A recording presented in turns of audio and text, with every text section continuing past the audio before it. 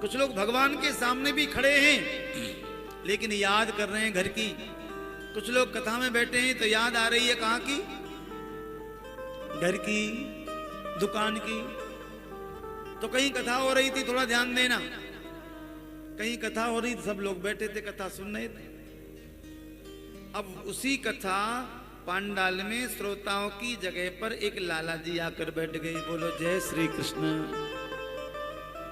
अब लाला जी कथा सुनते सुनते पहुंच गए अपनी दुकान पर। उन लाला जी की कपड़ा की दुकान थी, दुकान में पहुंच गए। अब लाला जी बैठे कथा में, लेकिन कथा में बैठे बैठे कहां पहुंच गए? दुकान पर। दुकान पर आ गया ग्राहक। अब ग्राहक ने कहा लाला जी ये कपड़ा किस भाव दिया है? तो लाला जी ने कहा 5 रुपया मीटर। ये पुराने जमाने की बात है। ग्राहक ने कहा लाला जी कुछ ज्यादा तेज नहीं बोले, थोड़ा सा कम लगाओ।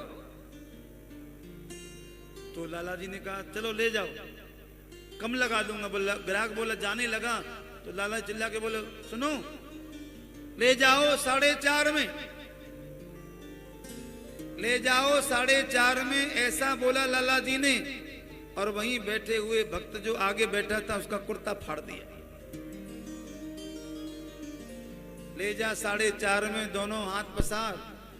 और आगे वाले भक्त का कुर्ता दीना फाड़। अब पीछे मुड़ के देखा तो कुर्ता फाड़ दिया। तो बोला अरे कुर्ता फाड़ दिया मेरा? भैया गलती हो गई, बैठा तो कथा में था लेकिन दुकान पर पहुंच गया, गलती हो गई। तो कभी कभी ऐसा भी हो जाता है, हम बैठे यहाँ हैं लेकिन मन हमारा कहीं और होता है, और हम कहीं होते हैं और मन कहीं और चला जाता है। इसलिए मन को वहीं रखो जहां आप हो।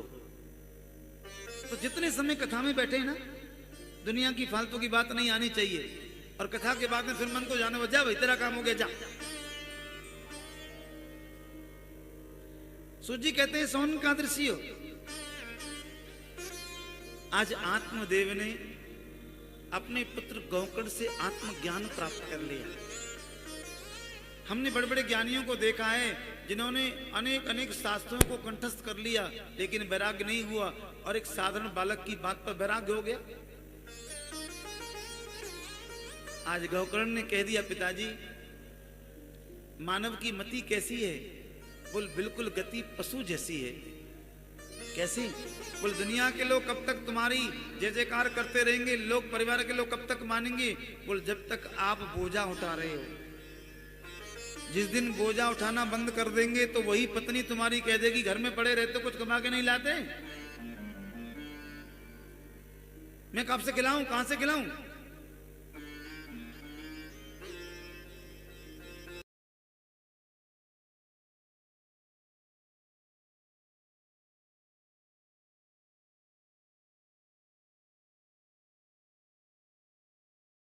कहां गया है? पशु की तरह जब तक पशु बोझा उठाता है तब तक उसको चारा मिलता है। जहां पशु ने बोझा उठाना बंद कर दिया तो उसको चारा भी टाइम टेबल से नहीं मिलता।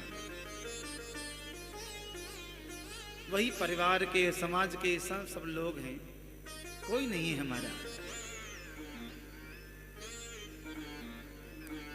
इतना ज्ञान दिया और सब कुछ त्याग कर जंगल में चले गए। 10वें स्कंद का पाठ किया है और भगवान परमात्मा नारायण को पा लिया है। बोले भागवत महापुराण की